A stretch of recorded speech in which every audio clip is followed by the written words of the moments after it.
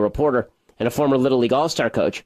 The loss left Snohomish, North Carolina, and Iowa in a tie for first place at the end of pool play. Only two teams advanced. Because of tiebreaker rules, Snohomish and North Carolina moved on. Iowa's coach protested, accused Snohomish of throwing the game to eliminate his team from the tournament. He said Snohomish was swinging at balls in the dirt and intentionally getting out. He said, "How about you try as hard as you can? Strategy may be great when you're a professional, but when you're dealing with 11 and 12-year-old kids, that sends the wrong message if, in fact, that was the intention." Little League International issued a statement saying the Little League International Tournament Committee recently received credible reports that some teams did not play with the effort and spirit appropriate for any Little League game. That means that Snohomish was forced to take the team it was accused of trying to duck Iowa in a one-game winner-take-all game. So, of course, this is not what the kids are thinking about. Snohomish lost to Iowa, by the way, 3-2, pushing them to 5th place against Uganda on Wednesday morning, and they're out of the semifinals. They have no chance at a Final Four game. Okay, so let me put it this way. I don't think that this is right. And I'm not talking about forcing people to try in a game. I'm talking about I don't think that it is right to punish the team and all the kids for the strategy of the coaches. That seems to me counterproductive. It's not these kids' fault. I mean, this idea that you are going to tell kids that they can no longer play in the Final Four because they did exactly what their coach told them to do and exactly what logic would suggest they do, that's absurd. And I think it's ridiculous that the Little League is actually punishing the kids from Snohomish by forcing them to play that game with Iowa. If you don't like the way the system works, then don't work the system that way. It's absurd that we have this routine where everybody understands the rules, and yet when somebody exploits the rules for their own gain, then we all go crazy. Okay, the fact is that if they wanted to eliminate Iowa, and Iowa didn't want to be eliminated, Iowa should have played harder earlier. You get this all the time in basketball, people tanking for draft picks. As a fan of the Boston Celtics, I know full well what it is like to root for a team that routinely tanks for draft picks. And you know what? I root for them to tank. I would rather that they had not made the playoffs this year if it meant they had gotten a better draft pick. The rules are the rules. You may not like them. It may be hard on the kids from Iowa.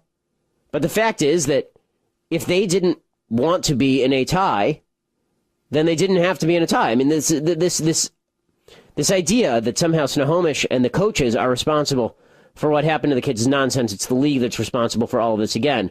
They would be stupid not to do this. And you see this in football all the time. Bill Belichick routinely rests Tom Brady at the end of the regular season, specifically because he wants to get him rest for the playoffs. So if they're already assured of a playoff spot, they know who they're playing, then Belichick doesn't waste his guys. He doesn't say, okay, we got to play as hard as we can today. We're going to play Tom Brady the entire game. No, he plays Jimmy Garoppolo. This idea that you have to constantly put out best effort in this case is winning. And by the way, what does it say to those kids who never got a start? Like, we understand who the best kids are, but those kids should never ever start? I think this is silly. I actually do. I think this is silly. I mean, the people who theoretically could have a complaint would be the kids who played in the game and either were no hit, either those kids or the kids on the other side who played in a game that was non-competitive, but I don't think those kids were complaining very much. Those kids seem to be okay with it from what I'm reading. Now, meanwhile, Mayor Ed Murray, who is just a stellar leader and somebody who truly stands up when he is called, apparently he frets about being the man, according to Danny Westneat over at the Seattle Times. According to Danny Westneat, Seattle is veering so hard left that even the most liberal mayor in the city's history may be too conservative. At least that's what's keeping him up nights.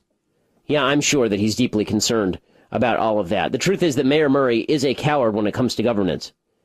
Mayor Murray is constantly doing this routine in which Mayor Murray suggests that he is not responsible for his own policy. Instead, he sets up these sort of proxy groups, and then the proxy groups come up with the policy, and he just endorses a policy that he implicitly endorsed before the proxy group even got started. The fact that Mayor Murray is shying away from the leadership role and then claiming he doesn't want to be the man. Well, if you don't want to be the man, don't be the mayor. Danny Westneat writes, it's always entertaining, sometimes revealing, to see what the out-of-town press finds when it comes to Seattle. No, I'm not talking about how all the Amazonians are weeping at their desks. I don't know how he missed that one. We're right here in the same neighborhood. I'm talking about the crisis apparently brewing down at City Hall. It's our mayor. It seems he's feeling unappreciated. It's not crying at his desk levels amongst, but it is keeping him up nights. Ed Murray, Seattle's Do You Like Me Mayor, reads the headline of a story on OZ.com, a San Francisco area online magazine. In it, the writer comes to Seattle and asks our mayor, described as both high-flying and wildly successful. That seems high-flying, wildly successful, Mayor Murray. Have they met this guy? This guy has all the charisma of a speed bump. And apparently the mayor says to the interviewer what it is that gives him sleepless nights. Quote, and so Mayor Murray tells me what's keeping him up at night, pacing his bedroom in thin socks. Quote, after everything I've accomplished for this city, he says angrily, a reddish color flooding up his milky cheeks, I'm still the man. And by the man, he means he's an authority figure. See, this is the hard part about being a leftist. If you spend your entire life being an anti-authority figure, what happens when you're actually the authority? You can't be cool anymore. Oh, no. What a tragedy. Mayor Murray isn't cool anymore. He can't go to the cool kid parties because now he has actual responsibility. Holy insecurity complex, writes Danny Westneat. I had no idea the mayor was so conflicted or wore such thin socks. Since this utterance appeared online, several theories have arisen as to what Murray actually meant by this. Some have focused on the first part of what he said, where he's channeling Donald Trump. As anyone who has ever been a parent knows, if you start out a sentence with, after everything I've done for you, it tends not to matter how you finish. Everyone will be too busy rolling their eyes to hear. This is true. But some observers noted it was understandable the mayor might be feeling a bit burdened and weary after so much time at the helm of such a rambunctious and fast-growing family as Seattle. But then others pointed out he's only been mayor for 18 months. And what has he actually done? The answer is not much benefiting the city. For the left, I mean, he's rammed through $15 minimum wage, I guess. It was mostly the city council that did that. It was Shaun who forced the issue. I guess he's opened some homeless encampments, so the people of Seattle can thank him for looking out their window and seeing a bunch of unshaven, unshowered homeless people every day. That's exciting. More revealing, says Danny Westneat, is the second part of what he said, which is that even though he's the mayor, he declaims any desire to be known as the man. In fact, it rankles that some in the city apparently see him not as a well-meaning and friendly progressive here to help, but as the authority, the boss, the hammer, kind of like what happened to Bernie Sanders when he came here to speak. Others have pointed out that only in Seattle does the boss fret about the propriety of being known as the boss. It seems unlikely that the mayor of Chicago would lose any sleep over his status as the man. This is true. It's the kind of grunge hippie side of Seattle that would worry about, hey, he's the man. Dude, don't bow to the man. You can't trust the man. Murray is actually quoted in the story. He says, in his typically charismatic fashion, and here's where I do my Mayor Murray my Mayor Murray voice here, folks. So make sure you have two hands on the steering wheel at 9 and 3.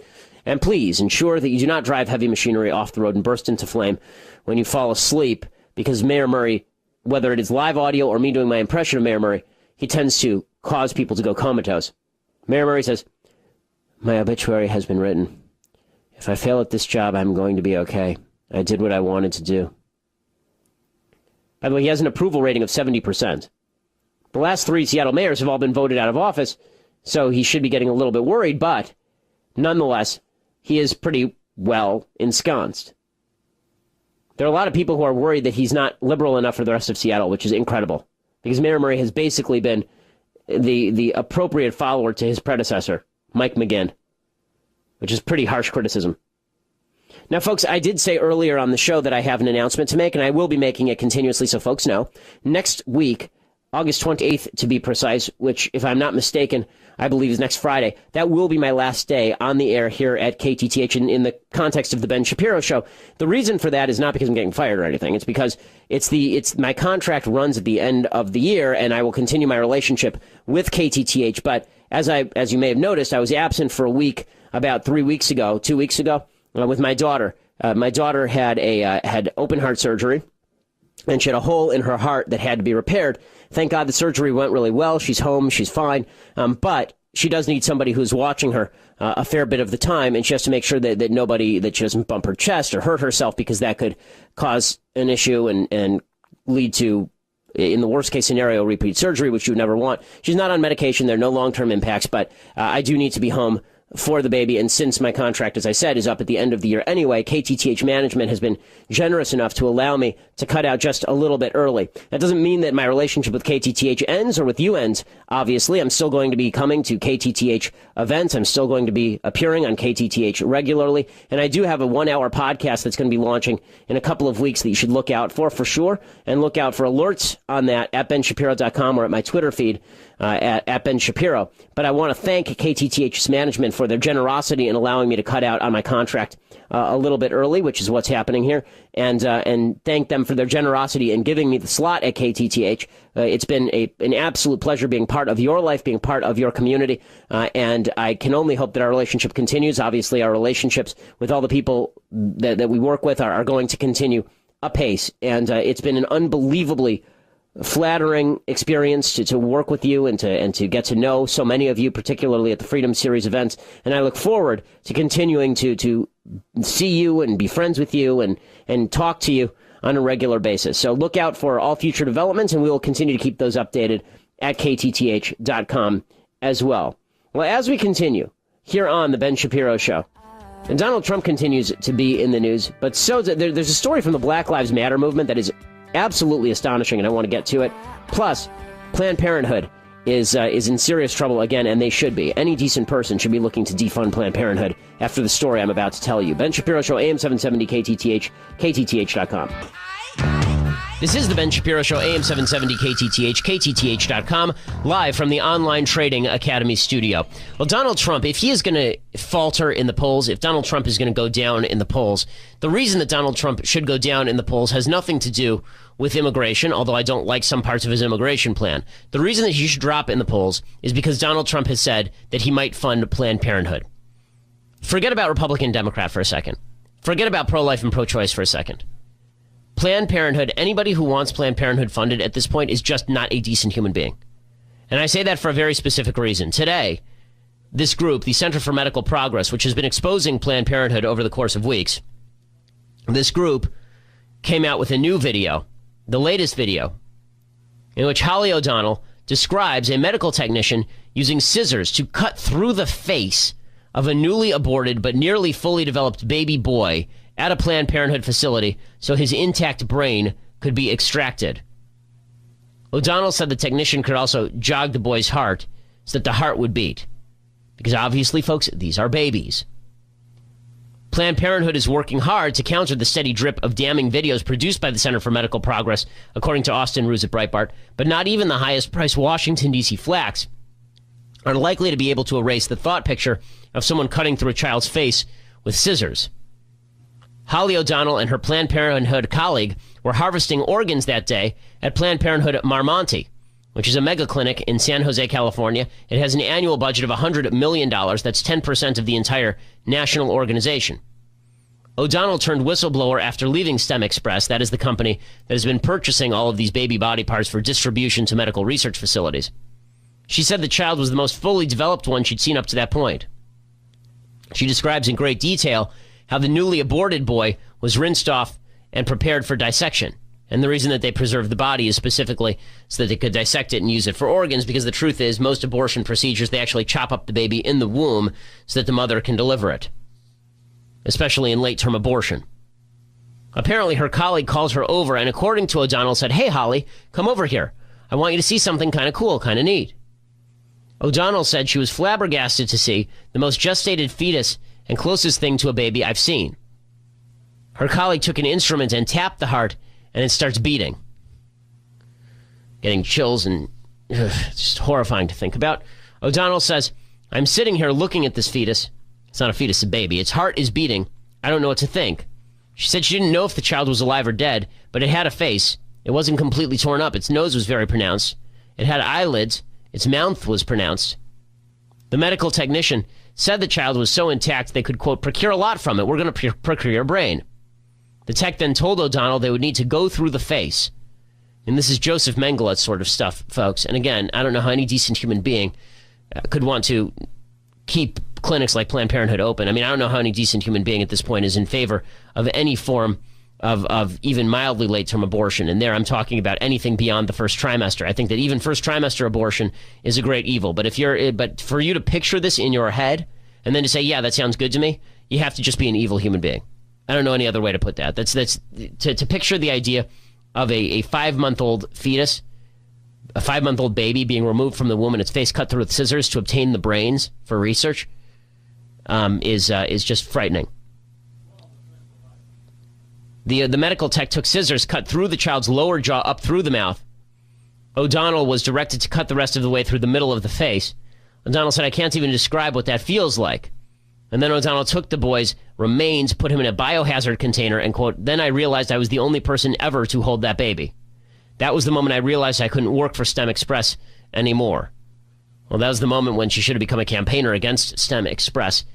The fact that there are people who are willingly engaging in this evil and then standing up for the funding of this email is truly frightening and speaks to the evil that's inherent, I think, in humanity, the evil that exists in all of us if we don't guard against the presence of that evil. The reason I describe this stuff in detail is because I think it's important to know the horrors of what it is that we are pursuing in our own country, the horrors of what's happening right here with our taxpayer dollars. It's ugly. It's unpleasant. I saw a lot of tweets from people today saying they didn't want to watch the video. And all I can say is if you don't want to watch the video, I put you in the same category as the folks who didn't want to watch the video of 9/11 when 9/11 was happening, because this is an ongoing process. And we're not talking here about something that happened 10 years ago, 15 years ago, 20 years ago. We're talking about something that is happening today, every day, in clinics across the United States with taxpayer funding. Forget taxpayer funding. This should be illegal all the way across the board. The idea of, I've heard people say, make the moral argument, not the legal argument. It's like saying make the moral argument about slavery, but don't actually ban slavery. Now, great moral evils should be illegal. This is a great moral evil. And God is, honestly, John Adams said about slavery that there would be a reckoning in this country over slavery. There will be a reckoning in this country over the murder of the unborn. The latest video is both the least graphic and most graphic video produced by David Deladen and his team. The video comes at a time when Planned Parenthood is trying to fight back with high-powered PR people and a new advertising campaign launched in selected markets. And of course, remember, Hillary Clinton is a huge fan of Planned Parenthood, and she has come out in favor of Planned Parenthood. Originally, she said that she found these videos disturbing. She said she thought these videos were just disturbing and upsetting. And then she explained that what she meant by these videos were disturbing, and she was disturbed by how they were obtained. If what bothers you about obtaining videos of babies being chopped up and sold is how they were obtained, not the actual chopping up of the baby, I can't speak to your basic morality. I don't know how you can hold yourself up as a decent human being and believe in these things. It's just egregious and horrifying on every possible level. And this is why I say Trump is going to have to change his position. And this whole thing, do they do 3% abortions or 85% abortions? Who cares? It's like saying the mafia only does only 3% of what the mafia does is whack people and throw them into the bay with cement around their shoes. It's only 3% of what they do, so no big deal. Well, no, that's the key to what they do. Okay, if they murdered one baby, you should defund the entire organization. And this is on the Republicans. It really is. It's on the Republicans. It is on people like John Boehner and Mitch McConnell who run Congress and should be putting this up for a vote every day, and they should be willing to shut down the government to defund Planned Parenthood. They should. Almost 2 million babies have been aborted by Planned Parenthood since John Boehner became Speaker of the House. With Senator Harry Reid as the head of the Senate, there is only so much you can do, but defunding starts in the House. The fact that we have not done this is beyond me. Just terrible. The footage also contains interviews with officials from Planned Parenthood and two other human tissue companies, Advanced Bioscience Resources and Novogenics Labs, who discuss the practice of injecting fetuses with a drug called digoxin. This is according to the Washington Examiner. Digoxin results in the death of the fetus before abortion is performed, so the doctors can't be accused of violating the federal ban on partial birth abortion. There is a federal ban on partial birth abortion. Digoxin means you just give the baby an injection, you kill the baby in the womb, and then you partially deliver it, as opposed to you partially deliver it, stab it in the head with the scissors, and suck its brains out into a sink. Ben Van Handel is executive director of Novogenics Labs. He says that sometimes a fetus's heart is still beating after the abortion, although that's unclear whether it's with the use of digoxin or without. She says, there are times when after the procedure is done, the heart is still beating. It's Nazi-esque type stuff. happening right here in the United States, and people sitting there and just the capacity to blind ourselves to the things that are ugly to us, the capacity to blind ourselves to things that are just horrific to think about. That's how evil succeeds. As I've said on the program, it's not just that evil succeeds when good people do nothing. It's that evil succeeds when mediocre people turn a blind eye to evil. Most of us are mediocre. Most of us have done good. Most of us have done bad. But deep evil like this is something that can't be wished away into the cornfield. This isn't something that we can just pretend doesn't exist. As we continue here on The Ben Shapiro Show, there's a big Black Lives Matter protester. He's a figure. His name is Shaun King. There's some new revelations about him that may change your opinion of him, even if you're a Black Lives Matter protester. Ben Shapiro Show, AM 770 KTTH, KTTH.com. This is The Ben Shapiro Show, AM 770 KTTH, KTTH.com, live from the Online Trading Academy studio. Well, folks, there is, you remember the case of Rachel Dolezal. You remember Rachel Dolezal. Rachel Dolezal was, of course, the woman from Spokane, Washington, who was the head of the local chapter of the NAACP. Rachel Dolezal was the woman who was on the police commission over in Spokane. And Rachel Dolezal, it turned out, was not a black lady at all. It turns out that she is whiter than I am. Well, now it turns out there may be a second Rachel Dolezal. A second Rachel Dolezal. According to Milo Yiannopoulos over at Breitbart News, an investigative blogger has accused Shaun King, a key figure in the Black Lives Matter movement, of misleading media icon Oprah Winfrey by pretending to be biracial in order to qualify for an Oprah scholarship to historically black Morehouse College. The blogger says King is white and has been lying about his ethnicity for years. King is a high-profile campaigner against police brutality, of course, and a justice correspondent for the liberal Daily Kos website. He told Rebel magazine in 2012 he was biracial. The magazine reported he was the son of a Caucasian mother and a black father. He has described himself as mixed with a black family on Twitter. King has been lionized by the press. He's been praised as a hero of civil rights and social activism.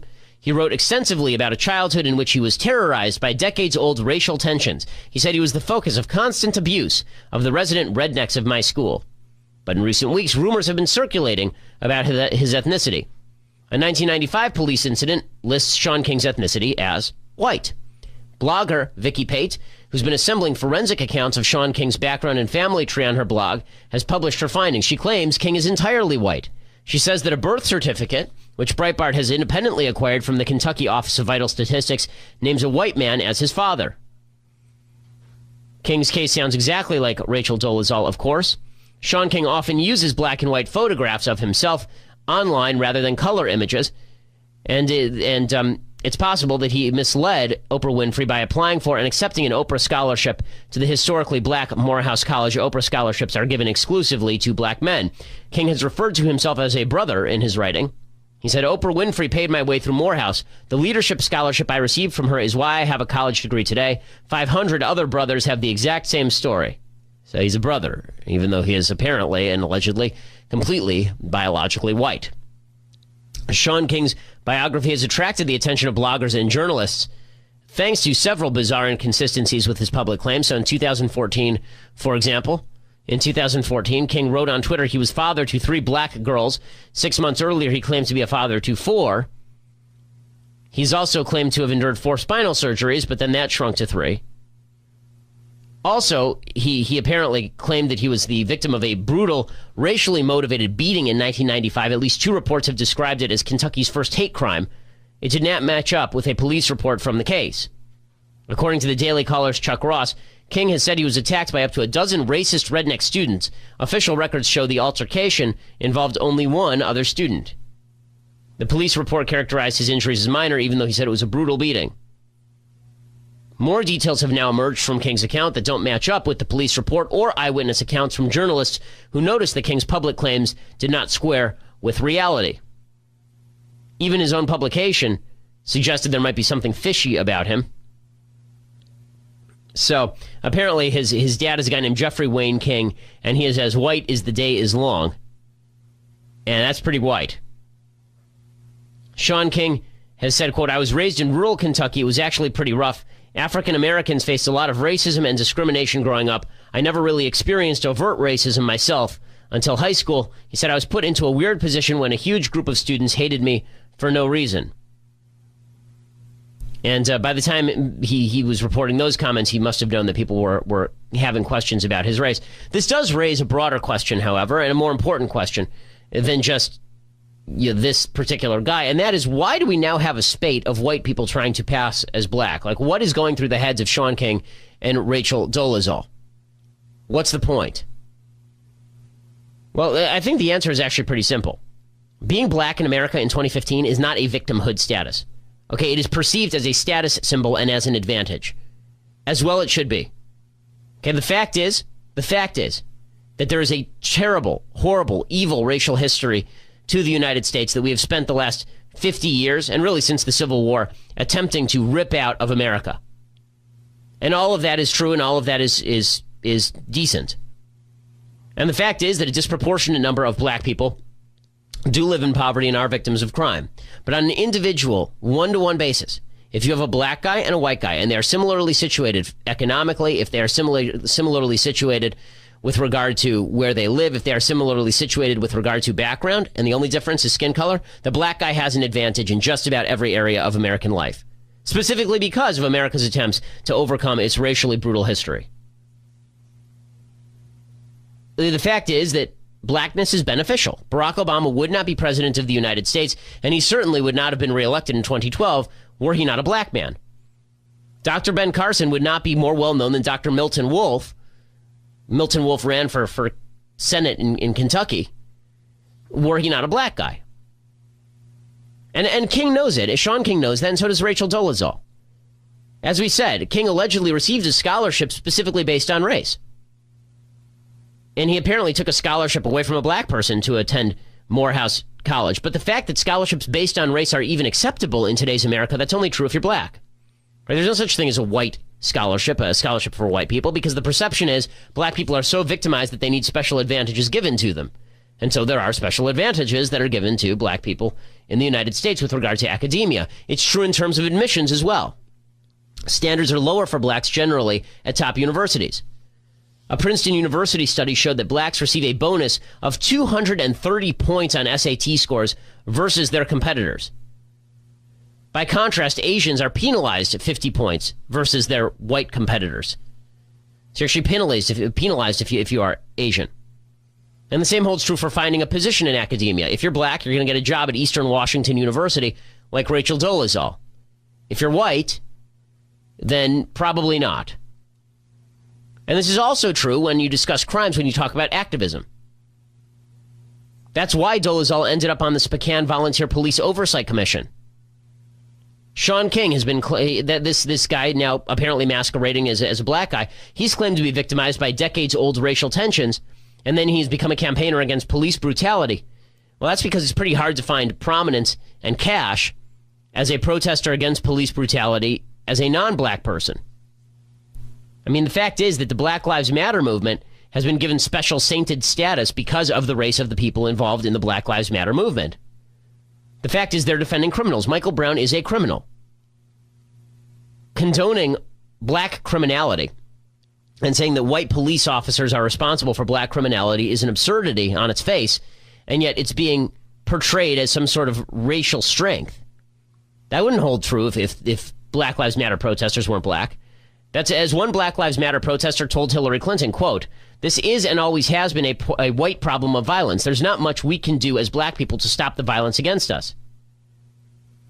You know, this notion that blacks are inherently put upon, that blacks are inherently victimized, has now pervaded American consciousness. So you have both Republican and Democratic candidates telling outright lies about America's criminal justice system.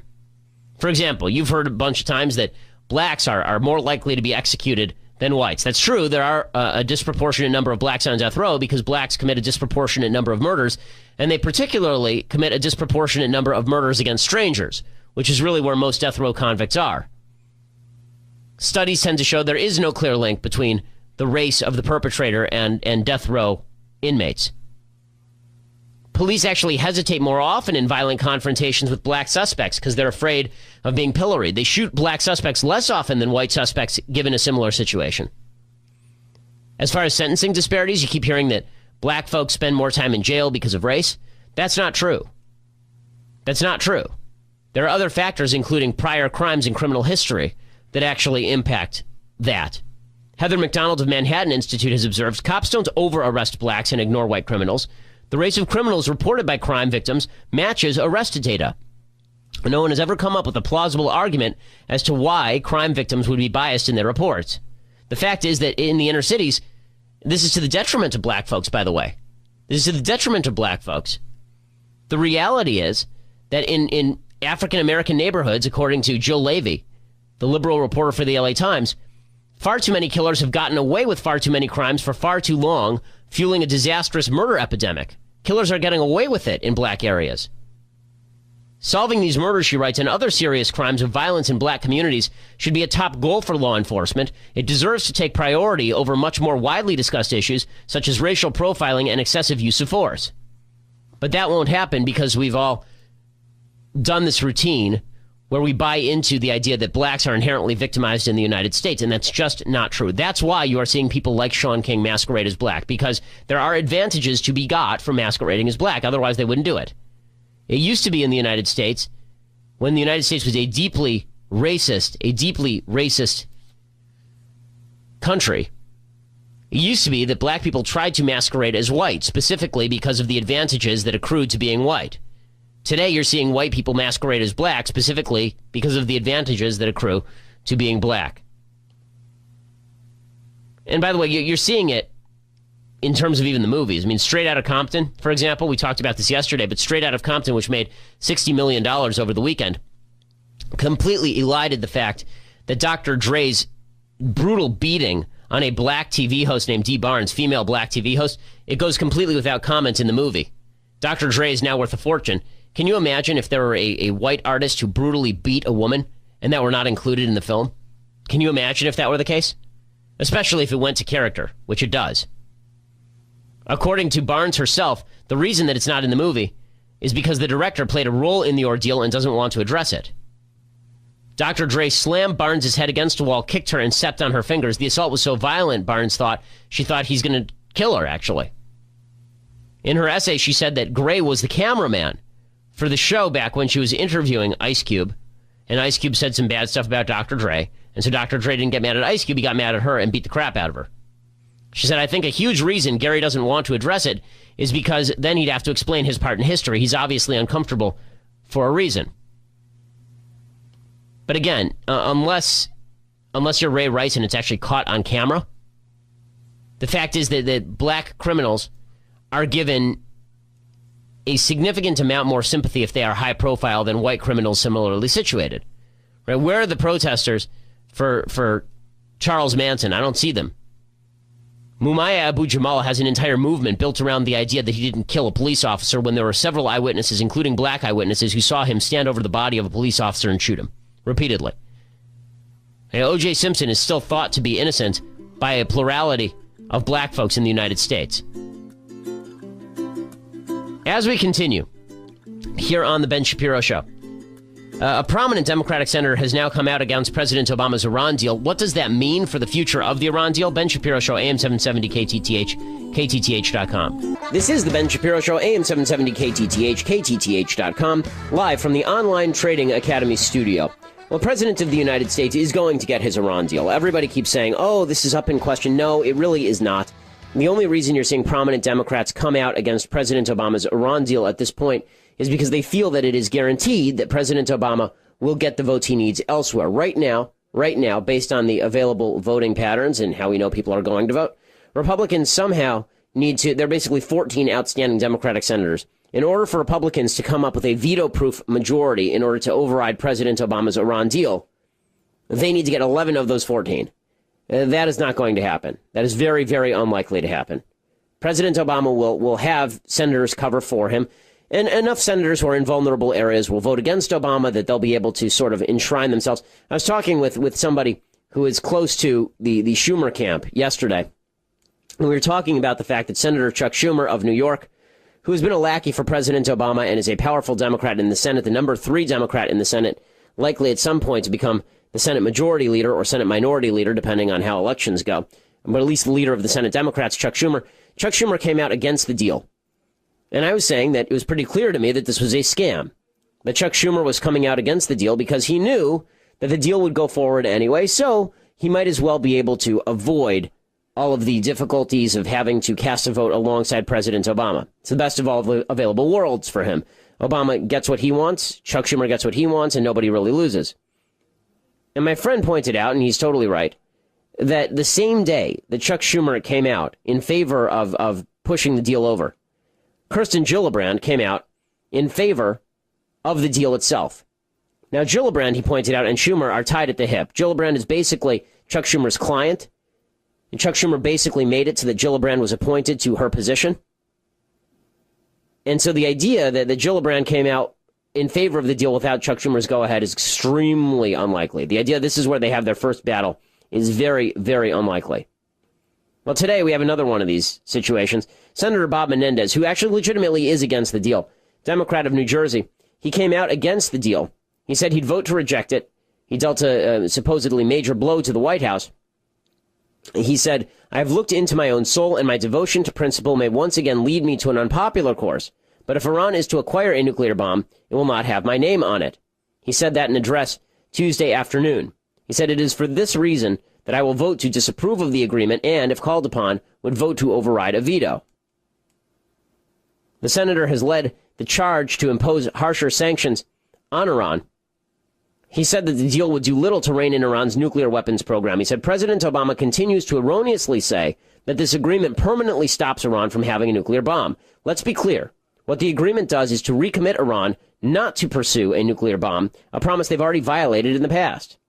It recommits them to the Nuclear Non-Proliferation Treaty, an agreement they've already violated in the past. It commits them to a new Security Council resolution outlining their objections, but they have violated those in the past as well. Bob Menendez, the senator, non-Jewish senator from New Jersey, he says, the deal leaves Iran with the core element of a robust nuclear infrastructure. He said, the president and Secretary Kerry have repeatedly said the choice is between this agreement or war. I reject that proposition, as have most witnesses, including past and present administration members involved in the Iran nuclear issue, who have testified before the Senate Foreign Relations Committee and who support the deal but reject the binary choice between the agreement or war. And then he says the agreement that has been reached failed to achieve the one thing it set out to achieve. It failed to stop Iran from becoming a nuclear weapons state at a time of its choosing. In fact, it authorizes and supports the very roadmap Iran will need to arrive at its target. Strong language from Bob Menendez. Unlikely, however, that Republicans are able to grab enough Democrats in order to stop the deal. And President Obama, because he's President Obama, he says he's going to go ahead with the deal anyway. He says even if the vote would go against him, he would just go ahead with the deal. That's unsurprising, considering that the President of the United States has been able to do whatever he wants. And again, this is the fault of Senate Republicans, folks. This is Mitch McConnell's fault. This is Bob Corker's fault, what's happening right now. This is a treaty. It's not an executive agreement. An executive agreement is an agreement that is authorized by the Congress of the United States for the President of the United States to go ahead and negotiate. That's the difference between an executive agreement and the Iran deal. Nowhere did Congress give the President explicit permission to go negotiate a nuclear deal with Iran. Nowhere did they do that. They did that at no point. Now, because of the stupidity of Senate Republicans, and really not the stupidity, because the Senate Republicans are corrupt, and so the Senate Republicans play this game where they act as though they are big advocates in favor of a particular set of policies, and then at the first available opportunity, they undermine those policies. It's absurd. All they had to do was stand up to President Obama and say, look, this is a treaty. You're going to need two-thirds approval in order for this to go through. Now, they need two-thirds opposition in order to stop him. That is a direct reversal of what exactly the Constitution was supposed to say. It's absurd on every level. And it's tragic for the Republic and really for the future of global prosperity and peace that Republicans wimped out on this. I expect this from Democrats. I do. I expect Democrats to do this routine. The Republicans, I expect better, and that, I guess, is the problem. Now, meanwhile, Donald Trump has come out with his position on Iran, and the Donald's position on Iran is not good. It is not a good position, to say the least.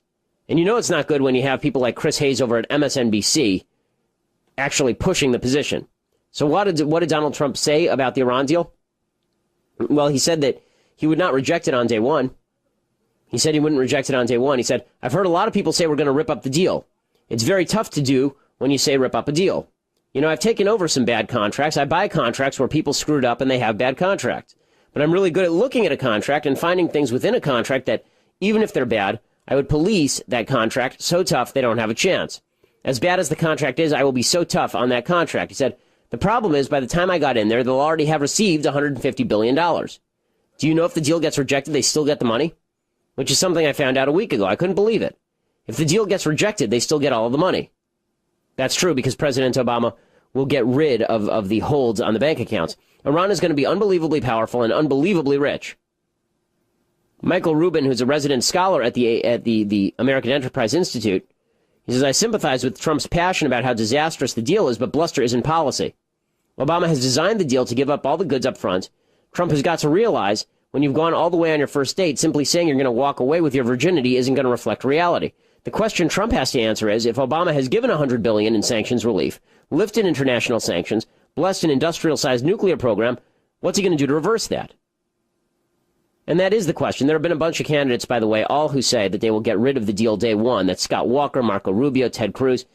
If Trump really thinks he's going to be able to police the deal, that's a bit of naivete. I have a feeling that Donald Trump is going to rethink this particular position, particularly after he received praise from Chris Hayes on MSNBC. I've heard a lot of people say we're going to rip up the deal. It's very tough to do when you say rip up a deal, because I'm a deal person. And you get that, even if it's you made. Let me tell you, but I will police that deal. So the deal lives in a Trump administration. Well, you're just going to be. It's very hard to say we're ripping up, and the problem is, by the time I got in there, they will have already received the $150 billion. That position, that he wouldn't simply rip up the Iran deal on day one, is a, well, eminently sensible one, particularly for a guy who's supposed to be a Tea Party hero. It's also the sort of thing that would get, I would wager, any other candidate in the Republican field absolutely torn to shreds by some of the same conservative commentators who are now celebrating Trump. And the fact is that Trump, I think, is going to have to walk this one back. He's now on the same side of the argument as Zbigniew Brzezinski, who is Jimmy Carter's foreign policy guru, who says that Iran is going to become a force for good. Now, I don't know that Trump is on the same side precisely, but this idea that he's not going to rip up the deal day one, that's code. And the truth is he's going to have to, again, get practical. What does he mean that he's going to police the deal? How is that going to work? Under the terms of the deal, you can't really police the deal. Under the terms of the deal, it's very difficult to police the deal. So how exactly he's going to do that, that remains undefined. Ben Shapiro Show, AM 770 KTTH, KTTH.com.